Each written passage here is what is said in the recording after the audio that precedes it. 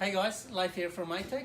Today I'm going to show you how you can change the default settings on the new classic style menu on the new i series of Konica Minolta copiers. So the first thing we're going to do to turn this on, we need to go into utility. We need to go into the administrator setting. We'll key in the administrator password. 3, 4, 5, 6, 7, 8. Hit OK. Now we're going to go into system settings, the second one from the top. We're going to scroll all the way down to the end. Last setting, change permission for default value, and this is by default turned off, so we're going to change the permissions for default value and turn that on. Hit OK, and then we can cross out of there.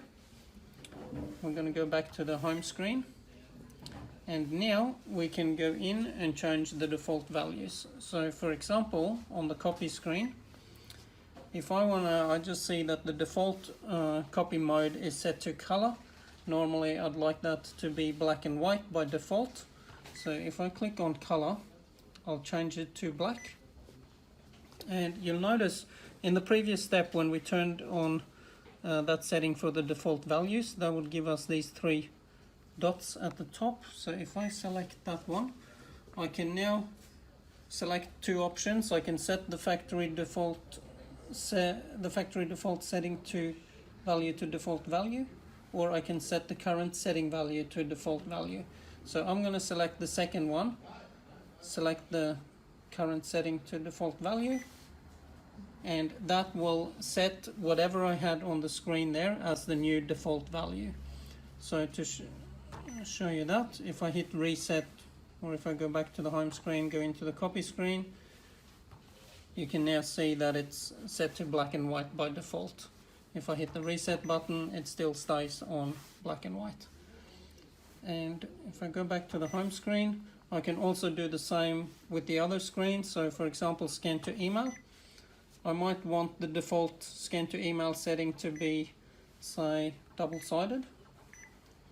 And I also like to have this setting on by default blank page removal.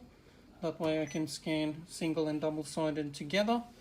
And once I've set the screen the way I want it as default, I'll hit the 3 dots and I'll select the second one, set the current setting value to default value, and that will now be the new default. And that's it. That's how we can change the default value of the new classic screen layout. To keep up to date with the latest videos and learn about new videos, please subscribe below to our YouTube channel.